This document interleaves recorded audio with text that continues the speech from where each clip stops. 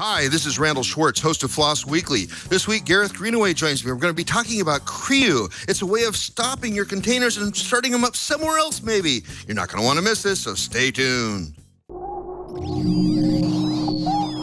Netcasts you love. From people you trust. This is Twit. Bandwidth for Floss Weekly is provided by CacheFly at CACHEFLY.com.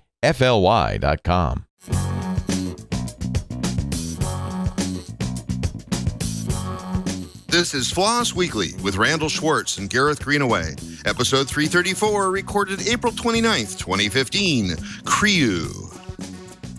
It's time for Floss Weekly, the show about free, libre, open source software. I am your host, Randal Schwartz, Merlin at stonehenge.com, bringing you each week the movers, the shakers, the big projects, little projects you may be using every day and not being aware of it, projects that you really should be aware of and aren't yet, but thanks to this show, you do get to find out about those. Joining me today will be Gareth Greenaway. Gareth, welcome back to the show. Thanks, Randall. Thanks for having me back. Glad to be here. And where are you speaking to us from? I am deep within my underground bunker in Thousand Oaks, California. Preparing for next year's scale already? Preparing for next year's scale, yes. Do you have an actual job, too, or are you just scale guy? I do have an actual job, yes. Good. I'm glad. You're gainfully employed. That's the important part. Me too. In fact, I am at, as people recognize if they're watching the video, I'm once again at ZipRecruiter's headquarters in downtown Santa Monica, California. They've been a client of mine for almost a year and a half. So been enjoying them. They've been paying the bills very well. So, but of course, the show is not about us or locations. The show is about our guests. This week, I have two people on whose names I cannot pronounce very well, but I'll give it a try. We're going to talk about the CRIU project, and we've brought on Kirill Kolyshkin and Pavel Emelyanov, something like that. I believe they're Russian, both of them. So they're going to talk about CRIU, which is the, I got to put my slide up here. Where's my slide? CRIU is the software tool for the Linux operating system, and using this tool, it's possible to freeze a running application and checkpoint it to persistent storage as a collection of files. Sounds pretty fun. What do you know about this so far, Gareth, except other than what I just read? Other than what you just read, not too much. I skimmed it a bit this morning, and it sounds very interesting. From what I could tell, it's yeah, exactly what you said, being able to freeze an application in its current state and then pick up where you left off with it.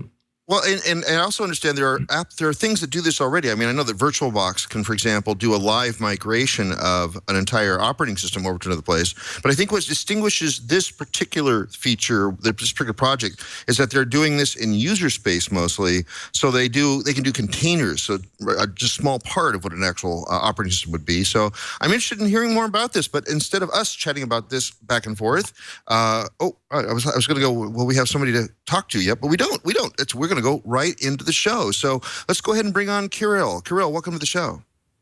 Hi there. Really glad to be here. And I'm here from Kirkland, Washington, my home office. Oh, cool. So we're all in the same time zone, which is sort of fun. That's great. Yep. And go ahead and pronounce your name, so at least it's once said correctly in this show. In English, I usually say Kirill Kolyshkin, and in Russian, it would be Kirill Kolyshkin. So that's very cool. Very cool. Let's go ahead also and bring on Pavel. Pavel, welcome to the show. Hello, guys. Nice to be here with you. Yes, and where are you speaking to us from?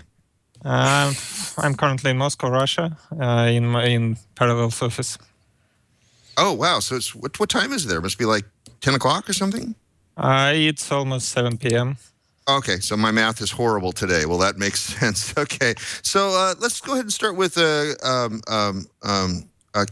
Why don't you give us the 30,000-foot view? What is CRIU? What problem is it solving, and how did it get started?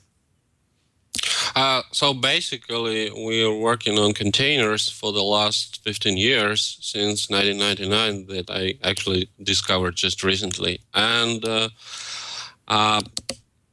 one of the features that we had in our containers implementation was an ability to live migrate those containers back and forth between different physical servers, and also the ability to checkpoint and restore the containers. So we do have our own in-kernel implementation of checkpoint restore for containers as being groups of processes. And we had a hard time trying to merge this functionality into the upstream kernel. With the problem being with the in-kernel checkpointing is touches pretty much every subsystem in the kernel, except maybe for drivers. So no kernel maintainer wanted to see that extra code in their tree, in their code. So we ended up completely failing to merge this stuff upstream. And then Pavel figured out if we can't do it in the kernel, if we can't merge it into the upstream kernel, let's just do it in user space instead. So that's sort of a bit of a hack around the inability to merge this stuff into the upstream.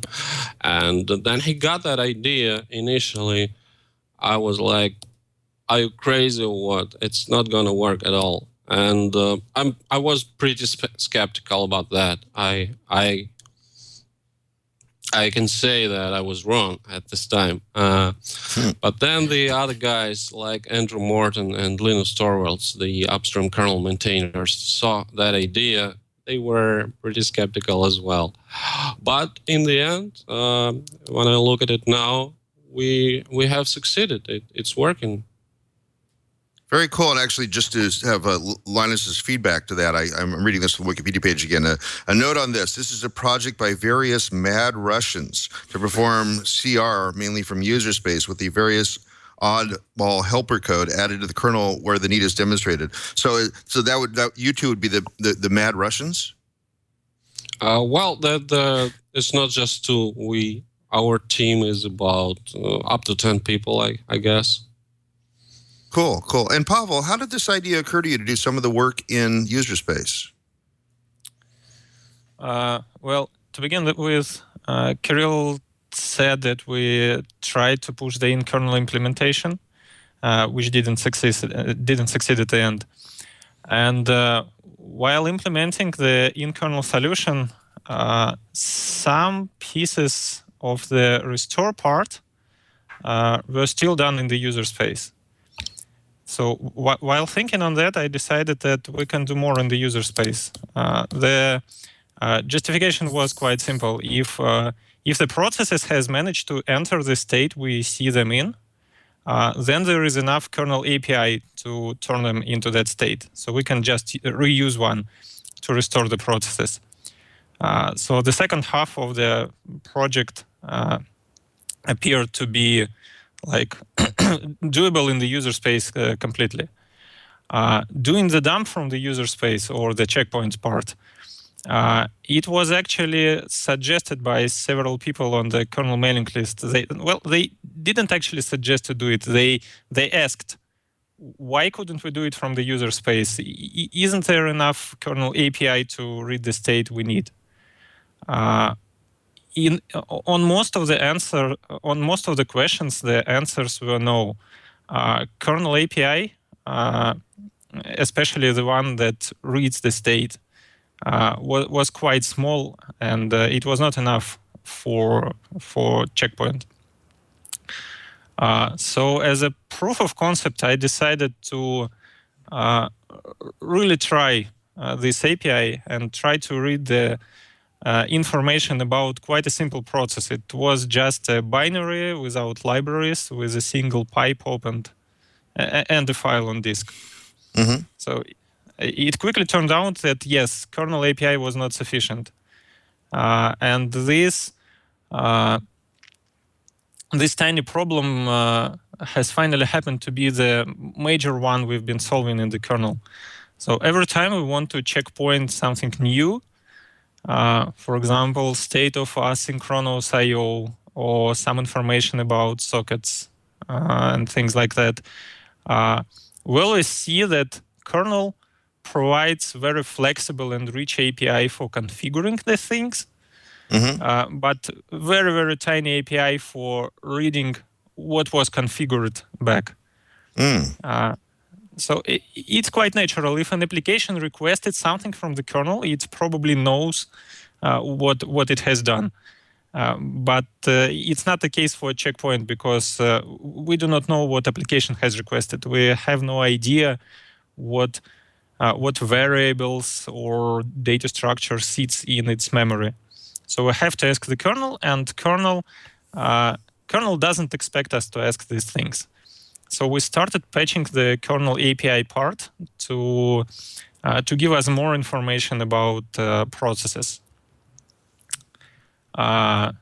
So far, we have, I do not remember the exact number, but about 100 of patches into different kernel subsystems. They are all upstream already. And they mostly extend the kernel API in the parts that get the data from the kernel back. For example, Let's go like one step higher. I mean, we're talking about some really interesting detailed stuff, and I enjoy this. But so why would you want to checkpoint or migrate a container or processes within a container? Why would you even want to do that? Either of you. Okay, so initially we wanted to only to live migrate containers. We've seen 2 use cases for that. First is to upgrade hardware nodes, the kernels on the hardware nodes. So when you have, I don't know, tens or hundreds of containers on your node, and you want to update the kernel or system libraries, you typically need to stop all the containers, then boot into the new kernel, then start them back. It's quite annoying because of the downtime. And since containers are really small and dense, you typically have hundreds of them. And stopping hundreds of containers and starting them back takes time. So if you have a spare node, you can live migrate containers on it, then update the kernel on the original one, then live migrate them back. That was the first use case. Another usage for live migration was in plans, but we actually wanted to implement it quite fast. It's about load balancing. If you have a cluster of nodes, each of them hosting containers, some of containers may suffer from big load from the outside. Some of them may be idle, and it would be nice to move these containers around to make the load on the nodes more or less equal. And it would be nice to do it without actually stopping the containers. So you want to take containers and move it to another hardware node so that container client or whoever works with it doesn't notice this has happened. This is for live migration. This is why we wanted live migration for. A little bit later, we saw another possibility for the checkpoint restore technology itself. It also was about upgrading the nodes. The thing is that updating a node using live migration requires one more available node in the data center, so you can live migrate containers somewhere. If it's not the case, if you don't have a free hardware, or it's busy or just not available, you still have to stop the containers, update the kernel, and boot everything back. Using checkpoint restore, it can be speeded up significantly. The idea is quite simple. If you can save the state of your container and keep it in RAM, and then replace the kernel without doing the cold reboot, it's nowadays possible with kexec technology. It just jumps into a new kernel. And then if you restore containers back, then it seems for container client that not just got frozen for a while, for several seconds maybe. We call this seamless kernel update. So right now we do it in parallels products like this. We freeze containers in RAM, save their state, then replace the kernel, then recreate them back from the state files. These were our use cases we wanted to have. When we started CRIU and opened it, we received suggestions from people what else can be done using CRIU. We collect them on the wiki page, on the CRIU.org site. One of the first suggestions we saw was from people playing with high-performance computing. They want to save the state of their tasks doing complex math calculations somewhere in between. So in case of power failure in the data center, they do not have to recalculate everything from the scratch. So they really want to take snapshots of their applications once an hour or once every 30 minutes or something like that. With CRIU, it's also possible. CRIU supports incremental state snapshots. It was actually one of the first contributors to the project. It was a guy from Germany. He played with HPC in his labs and started using CRIU when it was even in pre-alpha stage. But it was acceptable for him because HPC tasks are typically quite they're not complex. They typically have just a big amount of RAM, a couple of open files, and that's it. So no complex tricks should be done with checkpoints or restore. It worked for him pretty well. So how does this work from so I'm ready to use CRIU and I want to kind of migrate either an application or I want to checkpoint and restore an application or a container and migrate it from one server to another. How do I go about doing that? What are the steps? What are the kind of caveats or problems that I might encounter? Oh, that's a good question. So first of all, if you want to live migrate a container, how do people think of live migration? Is when you save the state, copy it on the other host, then restore from the state. The thing is that this straightforward approach leads to big frozen times because the amount of memory applications may use can be quite big. And if you do not have extremely fast network links, time to transfer all the states from one node to another can take arbitrary amount of time, minutes, tens of minutes and more.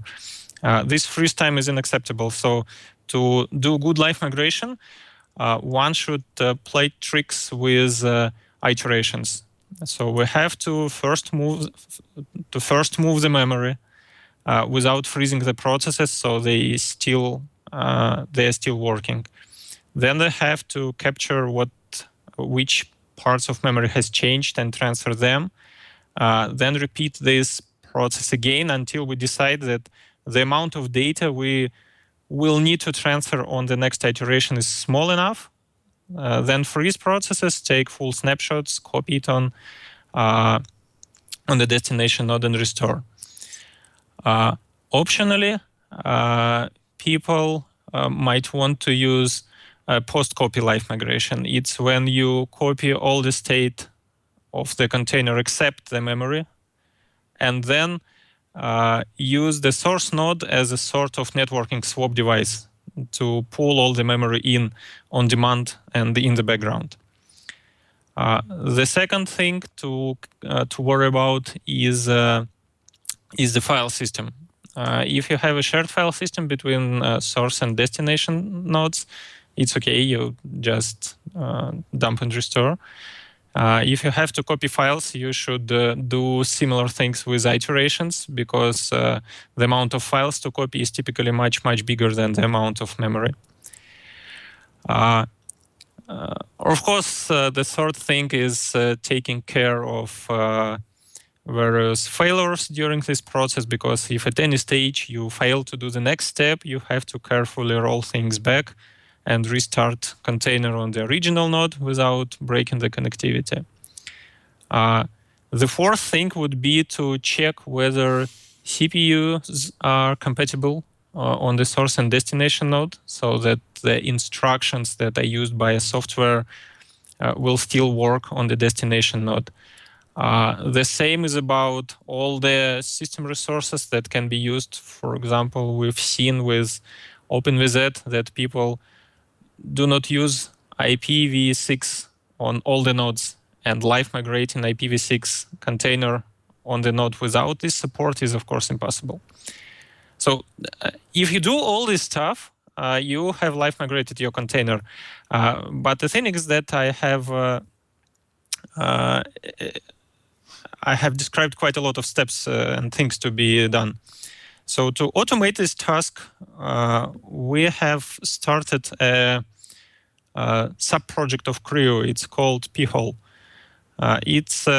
Right now, it's a Python script which automates all the steps I have described. It checks the need to copy file systems. It does iterations. It copies memory in advance. It checks for duplicates. It checks for the changes.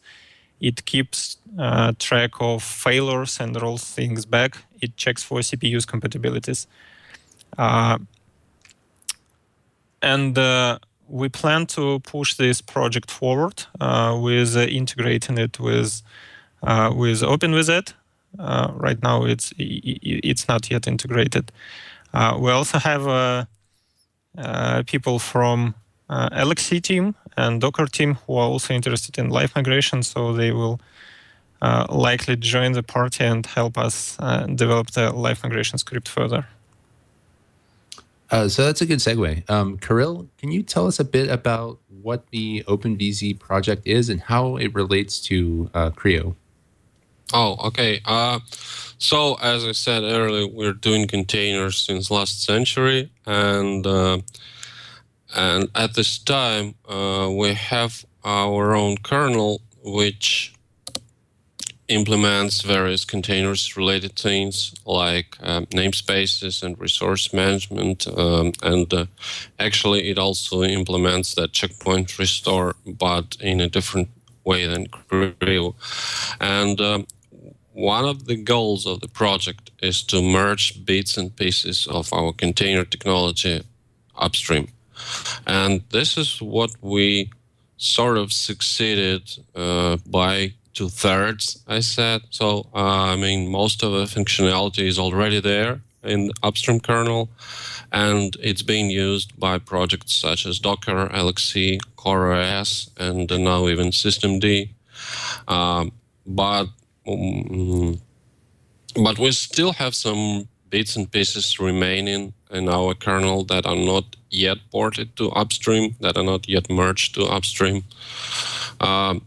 So this is what we do as part of working on OpenVZ. But in general, it's just a set of user space tools plus our kernel in order to run containers. Those containers are quite similar to LXC containers, just we feel they're a bit better in that regard, mostly in terms of resource management, I guess, and in terms of maturity. So, and basically CRIU project was born when we tried to merge the live migration functionality and we failed. And next version of OpenVZ, which is currently in alpha quality, it will use CRIU as means of checkpoint and restore. So you say that like OpenVZ has been around since, I think if I heard that right, 1999, providing. It's actually OpenVZ as a separate project. It's been around since 2006, but internally we're working on containers since about 1999, and we had the first working mock-up version in 2000. Okay. So I was curious what you think about the new kind of like everyone's the last year or so, 2 years, everyone has gone kind of like container crazy. Containers are the next new thing, the next like shiny thing that everyone's excited about. And you guys have kind of had and been thinking about container technology for quite a while. What you think of the kind of everyone going crazy for them the last few years?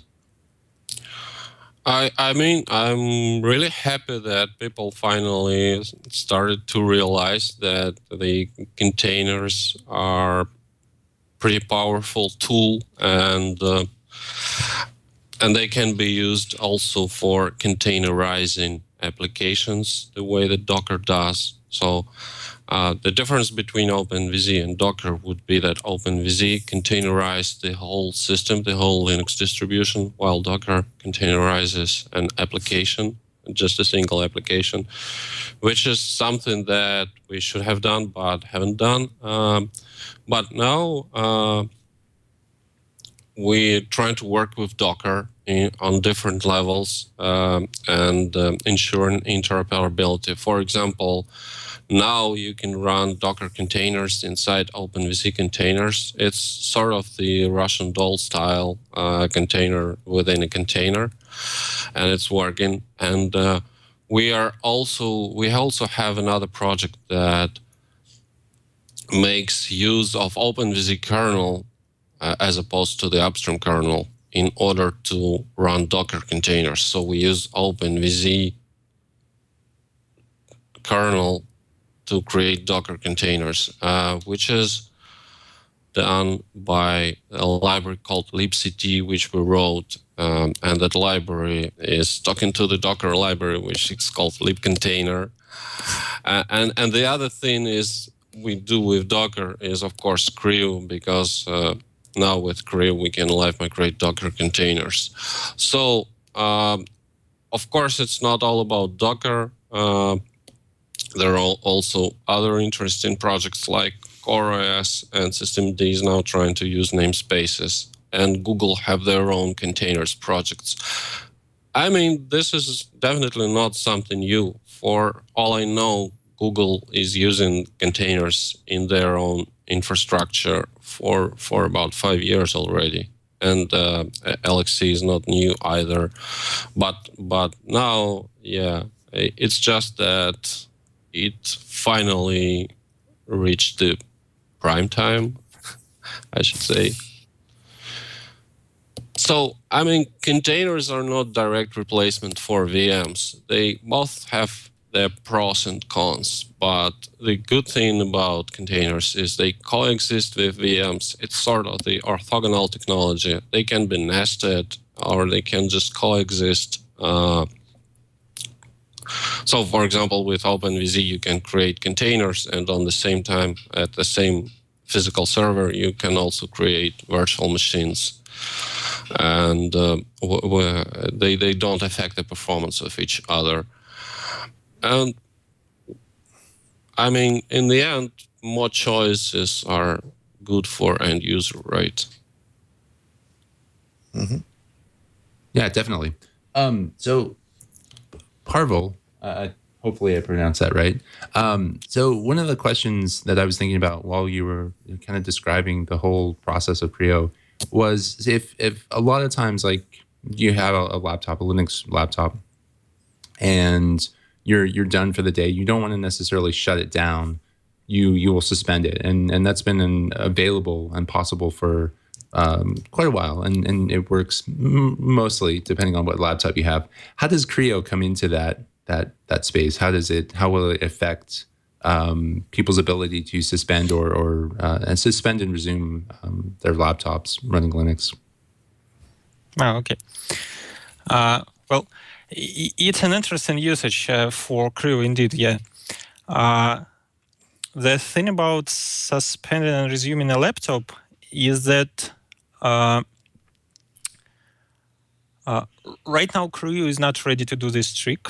That's because since we've started with containers, and containers do not mess with the hardware at all, we didn't consider scenarios when any application uses something on the hardware level. For example, opens some file from sysfs, which is very sensitive to how hardware behaves, or maps into its virtual memory some regions which refer to hardware and things like that. But when it comes to laptop, there are applications that are hardware dependent. For example, the graphical subsystem. It depends on the video card you use heavily. And if you want to take a snapshot of this application, you should definitely take care about the hardware itself. So, as I told, right now, CRIU cannot do it. But even if someday it will be able to do such things, it will be, from my perspective, still much more reliable to do it the way it's done right now. That's because in order to take a snapshot, CRIU gets quite a lot of information from the kernel. It can be very complicated. CRIU does its best to find all the cross-references between objects it reads information about. Upon restore, we have to put all these cross-references back, and it's also quite a complex thing. Unlike that, current implementation of laptop suspend resume just takes care about memory contents, regardless of what's in there, what kind of objects are in there. So for a simple case, when you just want to close your laptop and open it back, existing implementation of it will not be replaced with CRIU, unless I do not believe in it. But if you want to put your laptop to sleep and then wake it up on the newer kernel, in this case, CRIU would be the only option. Because with newer kernel, one cannot keep all objects, all kernel objects in memory, because they will change. And CRIU will be able to read the kernel independent versions of these objects and restore them back. Wow, that So seems all... Sorry, go ahead. No, just wanted to repeat that for simple close the lid, open the lid, CRIU is no use. It's too complex, and it will literally take much more time than just doing the existing suspend restore. Yeah, I was gonna say most laptops have the right hardware and a little bit of software assist to, you know, basically say stop what you're doing because you're going to sleep right now, and that's pretty good. So that's already well-known technology. Now, I've been thinking for the last 10, 15 minutes listening to you guys talk. So we've got a process, and it's got, you know, obviously the state of the memory, state of the registers, that sort of thing. I understand how you would restore that state, but then it also has open files and even more strange, like open network connections. How in the world do you identify all those and bring them back to life after, you know, just suspend and resume, but more importantly, like migration? How do you get TCP connections to go to the right place? Okay, so with TCP connection, it was a very challenging task when we did that. Hey, Pavel, maybe you should start with the simple things first, like how do you checkpoint and restore open files, so that's easy to explain, and so on. Okay, with open files, it's really very easy. So it's all about the API. When an application opens a file, it knows one new thing. It knows that there is some object inside the kernel which can be referenced using a number it got from the open system call. Yes. Which can file descriptor. File descriptor, which can like produce data with the read system call, and where one can put data using the write system call. And the good thing is that for every single process, we can know exactly which file descriptors were opened and which kind of file sits behind them. We can find it out by scanning the proc directory. So With just open files, things are really, really very simple. We go to proc, read these file descriptors, check the file types. If we see that it's a file on disk, we just save the file path into image. On restore, we open the file back using the plain open system call, then put this file into a proper descriptor using dap2 system call. It allows to specify which file descriptor you want to see this file with. So with open file, we just recreate this single thing application knows about the kernel. And then there is also a position inside the open file, so we have to spell seek it. Yes, position and flags, these are details. But as a basic thing, it's just a file descriptor and the path, and that's it. All this information can be seen from the kernel. Of course, from the kernel perspective, the exact object will disappear after dump, and new object will appear after restore. But that's the kernel internal knowledge. Application has no idea about that, and this is why we can do checkpoint and restore.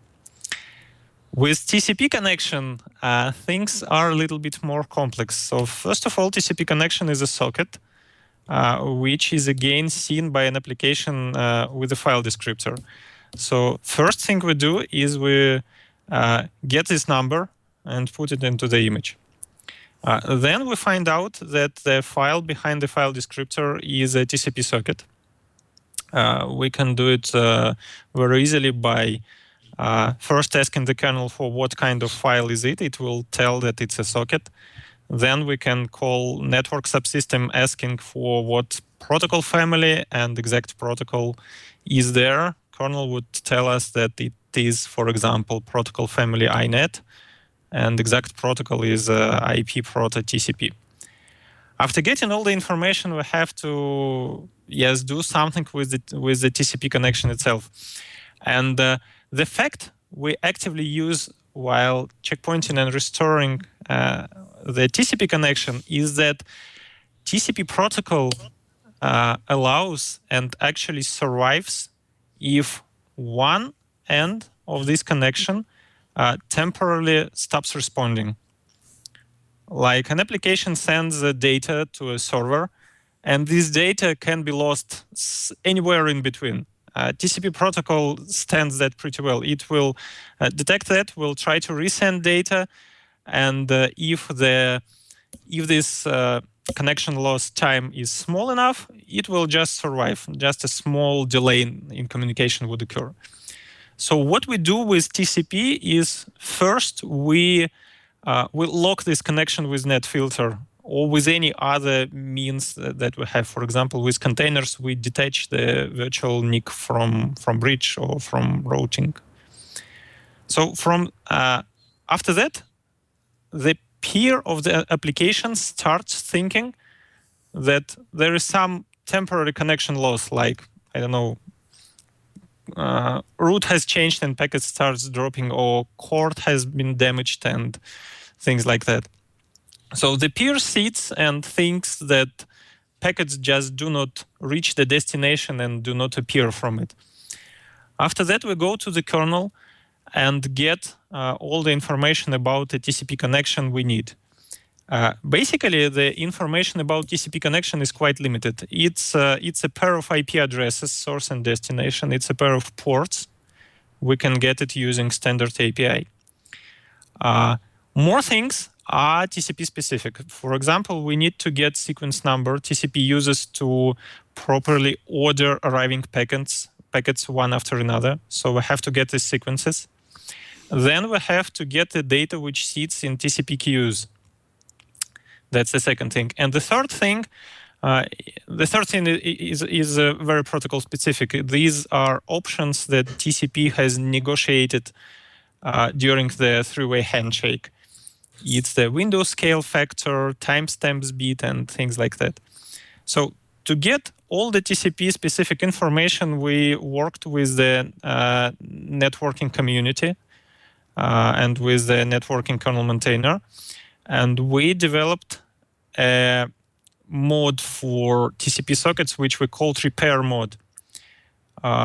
When turning socket into this mode, I mean the TCP socket, it only applies to TCP sockets. When we turn TCP sockets into the repair mode, it starts working in a way that you ask something from the socket, for example, to establish a connection or to set up a local address or to send data. And TCP sockets does exactly what's been asked, but without communicating to the other end on the network. For example, we ask it, try to connect to 1.3.4 port 66. Kernel immediately responds, okay, connected, but it doesn't send any packets to the network. So with the repair mode, after we have locked the connection, we get all the bits from the kernel, then move the socket on another node, all the images on another node, then create TCP socket again, put it into repair state, and then put all the bits back into the socket. We connect it in the repair mode to the original destination. We put sequences back, we put all the data in queues, and then we'll unlock the connection. So from both sides, nothing has changed. The socket on the remote side hasn't changed because we haven't touched it. The socket on the local side hasn't changed because we have restored all the connection bits we wanted. We restored both addresses, we restored both ports, we put all the sequences and data back into the queues. So the connection just goes on with minor gap, with minor delay, because while we did all this stuff, TCP might have seen some delay in packets delivery and might have thought that something bad has happened and I have to slow down and start resending packets slowly in a second or two. So for this period, we'll see the delay, but after that, TCP will restore original flow back and will continue sending and receiving packets as it used to. So if I can summarize, it's hard, but you made it work.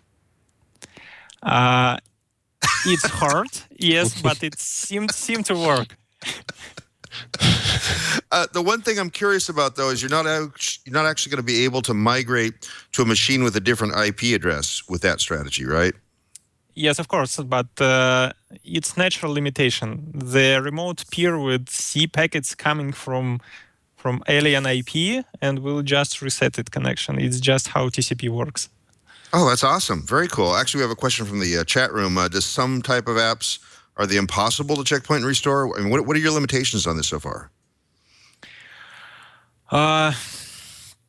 Well, first limitation we have is applications that open or map some device, some hardware. In Linux, it's quite easy to detect if we have opened or mapped a character or block device of with a major and minor pair we do not know. We know that it's a hardware and we do not dump and restore it. Plus, we have several more limitations with types of sockets we support, but it's not because we cannot do it at all, simply because we haven't met this socket in reality. For example, I don't know, if a ping application opens an ICMP socket, we see that it's ICMP and refuse to dump just because we didn't implement this. Some weird protocols, I don't know, like IPX and things like that. Some time ago, we couldn't checkpoint and restore applications doing asynchronous I/O, but with fresh enough kernel, we have managed to do it. What else do we have right now? Right now, I cannot recall any more widely used things in the kernel applications may use, and we would refuse them to checkpoint. We actually keep track of all this stuff on CRIU.org site. There is a page called what cannot be checkpointed. But we are trying to reduce the amount of items in it.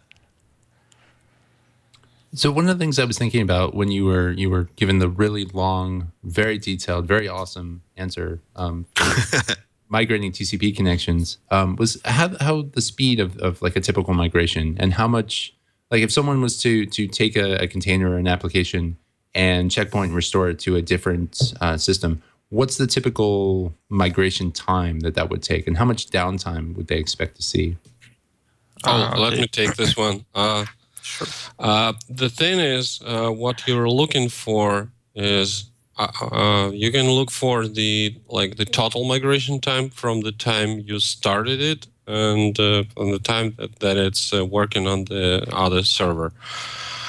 This is not what we're trying to optimize for. What we're trying to optimize for is the time between the processes are frozen and then they are unfrozen on the destination system.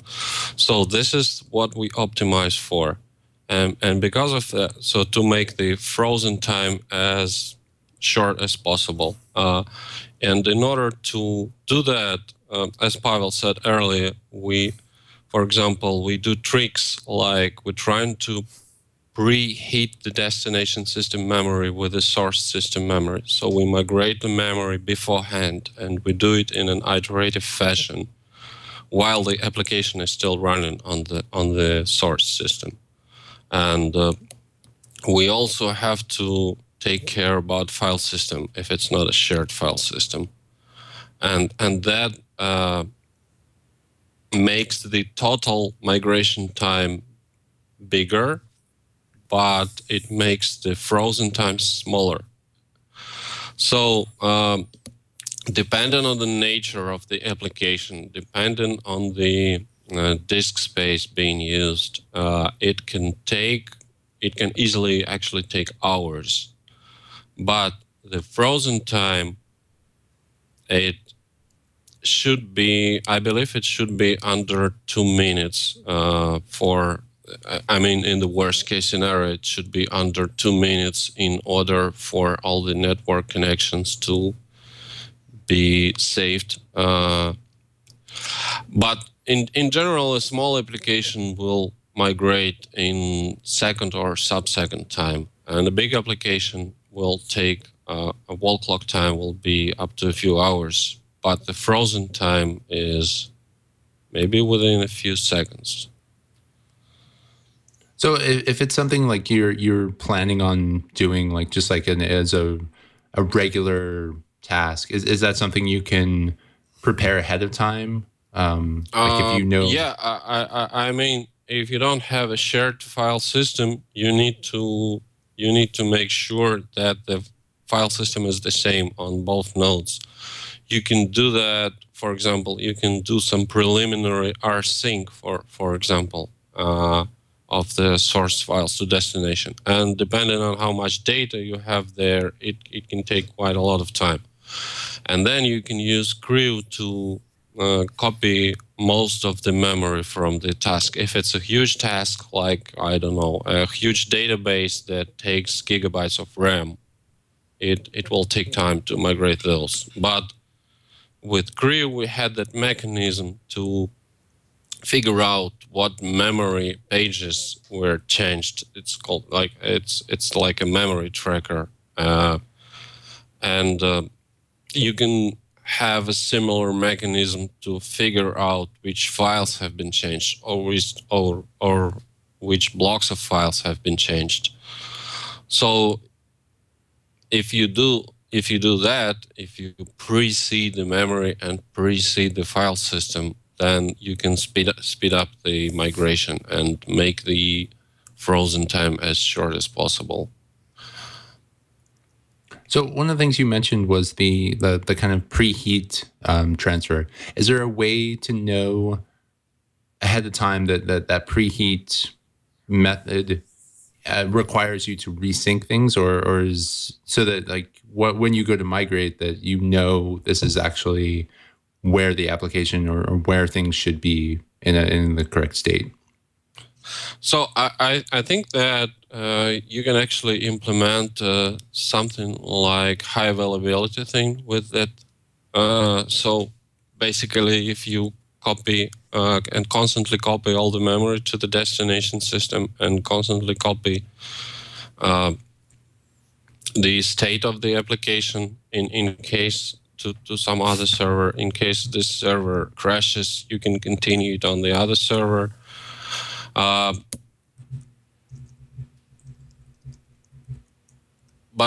yeah, basically we're talking about memory and we're talking about file system or files. If we talk about memory, the way we implement that is you just take all the memory and copy it to the destination system memory. And just before doing that, we protect all the pages. They sort of become read-only. And if an application writes to a page, that the page fault occurs, and the page is becoming read-write, and then mark the dirty bit that like this page is modified. And for the next round, you don't have to go through all the memory. You just get those pages that are marked as dirty, and you migrate those. And you can do that in an iterative fashion. So you can do a few rounds, or you actually can try to do it like constantly to have the same memory on the both systems. And of course, one final round that you need to have is then you freeze the applications, so the memory is not modified, and then you copy the remaining pages that they're modified. About the same technology can be applied to syncing the file system. So, for example, in OpenVZ, we have the block device called ploop, which uses the similar technology. Basically, if some blocks of data are modified, it just marks them and it keeps tracks of those modified blocks. So, first of all, you copy all the blocks from the block device, and then you ask that ploop kernel subsystem like which blocks of data they're modified, and then you copy over those blocks, and so on until you decide that it's time to stop. Then you freeze the application and do the last final round of memory and of the block device. But this is just one of the possibilities. The other possibility that Pavel mentioned is you can do it vice versa. You can actually migrate like the minimum set that is enough to start the application on the destination, and then use a system memory, the source system memory as a network swap device, and you pull in all the remaining memory pages while your application has already migrated. So depending on what your setup is and what your scenario is, you can use various forms of optimization to migrate it faster. Cool, interesting. So one of the final things I wanted to ask about both projects, both OpenVZ and CRIU, what license are they released under? It's new GPL version 2, although in OpenVZ we have some libraries licensed under library GPL, LGPL. Okay. But and what is... we use the same license, usually use the same license as the kernel, which is GPL version 2. Okay, makes sense. And who typically commits to both projects? Pavel. I get that. Sorry? It's talking about contributions from other people.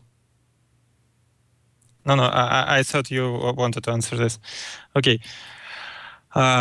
So for OpenVZ, we have contributions from quite a lot of people, but they mostly come to the user space part of the project. That's because in the kernel space, the rule upstream first is very, very strict. So if someone wants to get a kernel feature in the OpenVZ, it's required to have this in the upstream kernel first, and then backporting it into the OpenVZ kernel. So if we talk about a pure OpenVZ kernel, that only Parallels and OpenVZ guys commit to the kernel. with CRIU, it's been quite standalone for a while from the rest of OpenVZ. With CRIU, I have lots of contributions from Parallels, of course. And since September 2014, we had Canonical guys joined us. They made up to 20% of the code we have right now. I mean, the changed code. We also had several guys from Google. They were interested in live migrating Docker containers, and they also did lots of stuff for CRIU. And they are currently main guys who drive CRIU integration into Docker. We have just enthusiast contributions, several people, and a couple of 1 or 2 months ago, we even had people from Red Hat interested in CRIU and did quite a lot of things in the code. Okay. So how does both the community for both projects look? Is it kind of a thriving community, or are you guys? Oh, I mean, obviously you're probably looking for more people to be a part of it. How if someone's interested in being part of those two projects, where do they go, and what can they where can they find how to join the communities? I believe it's about the same process. Basically, you go to the openvz.org or CRIU.org and look for pages that describes how to contribute to the projects. And in both projects, the main communication is done through the mailing list. It's devel at CRIU.org for OpenVZ, and CRIU at openvz.org for CRIU. And this is where all the discussions are happening. And in terms of where to get the source code, it's all on src.openvz.org. We have the Git repos for all of our projects in there. And finally, we do have IRC channels on freenode.net. It's OpenVZ and CRIU channels, respectively. Awesome. It's been sorry, go ahead. Yeah, I'm done. Okay.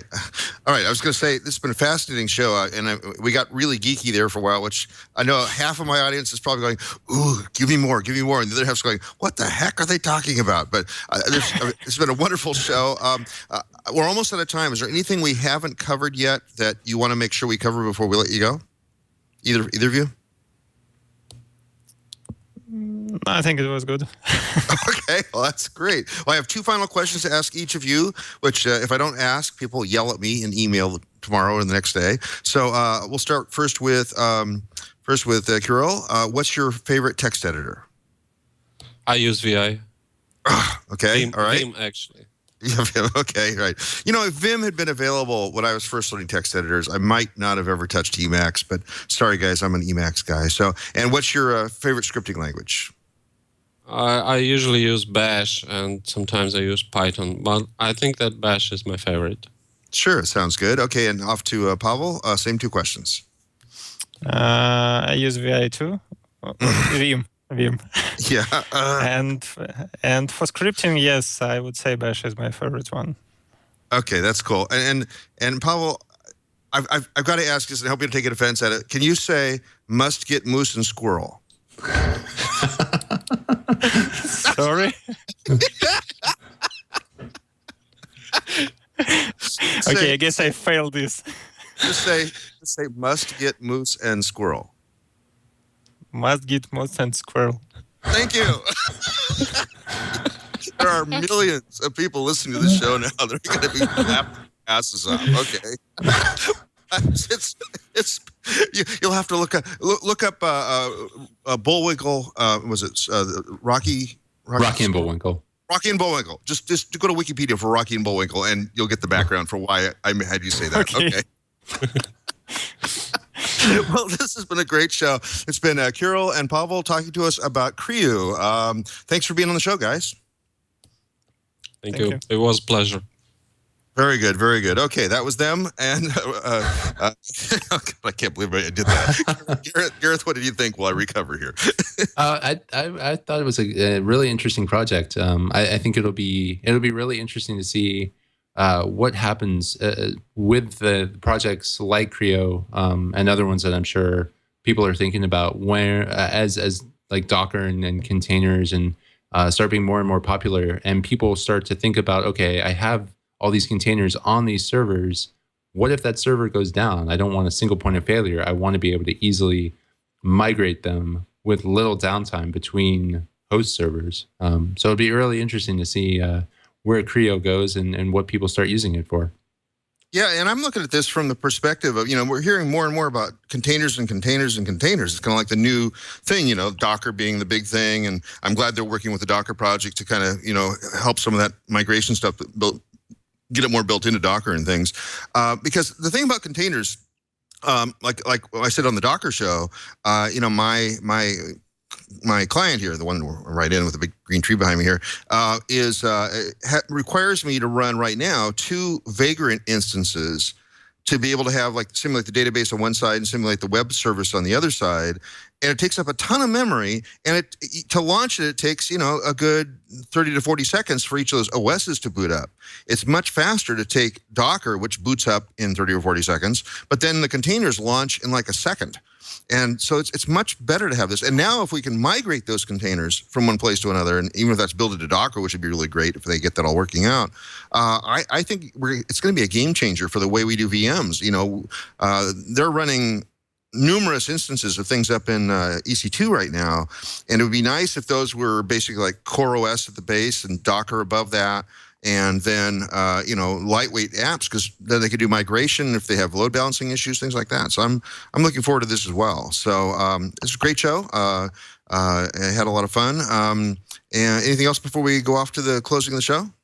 No, I mean, the one final thing I was really curious how you were going to sneak that moose and squirrel bit in. By doing it literally. By doing it literally, yeah. It's probably the best way. It's great. It's good. Obviously, being the host of the show, I get to run a few crazy things. Speaking of being the host of the show, we have a number of great shows on the docket already. I have been diligently sending out email, and you guys, y'all, the audience, have been helping me out quite a bit by giving me new projects to go talk to. But here's what we got on the upcoming docket. Next week, we've got Tygo.io, which is an agile project management platform. I actually started playing with this. I think it's going to be really interesting, almost a game changer as well. Deviation TX, which is a replacement firmware for the Walkera Devo series RC transmitters. So basically, RC planes being controlled by open source software. Copay, which is a Bitcoin management system that allows for a shared wallet. This should be really fascinating. Lucy, which is an open implementation of the CFML, the Cold Fusion Markup Language. I think that's what that's called. Weave, speaking of Docker, Weave is a Docker container-based deployment. So it basically orchestrates many Docker containers so they can all talk to each other without a lot of hard wiring. It's all managed on the fly. Just added to the schedule. I'm very happy for this. I only found out about this project last week, and I wrote them, and they said, yes, we want to be on the show. VeraCrypt. Some of you may know TrueCrypt and may even be using it today and worried about the fact that they stopped development on that a year ago. VeraCrypt is the heir apparent. So they are taking over thanks to the value of open source. And so they're making changes. They're increasing the security. Awesome stuff. So they're just on the show. Also new to the list, I don't know how to pronounce this, Satnogs, SATNOGS, which is a satellite ground stations. Real satellites in low Earth orbit. They've got tracking software using commodity hardware to be able to talk to the satellites. So now anybody can have a satellite. You can have a satellite, and you can have a satellite, and you can have a satellite. Well, probably not. You have to launch it. It still gets up there. But anyway, you can run open source software and cheap hardware to be able to talk to that.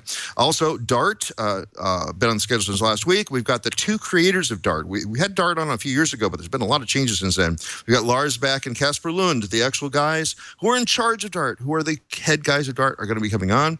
We've got a number of other shows in the short list. To see our list, go to twit.tv/floss. And there's a big spreadsheet linked from there. If you have a project or you know a project that you want to have on this show, this very show right here, and it's not on that list, please have the project leader email me, merlin@stonehenge.com. That address is on the twit.tv/floss page.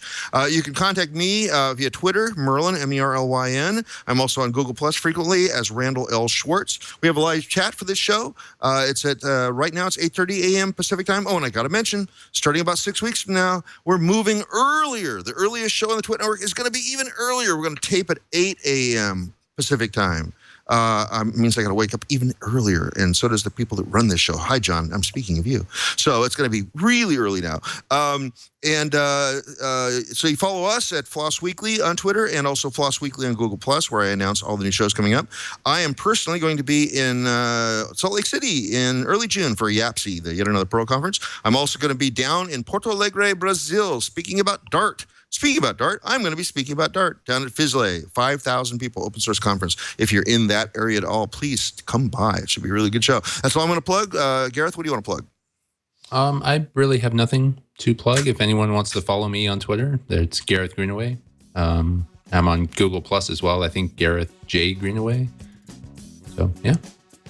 Sounds good. Well, Gareth, thanks for joining me on today's show. You had some really good questions there for our guests, and we'll look forward to seeing you again next week on Floss Weekly.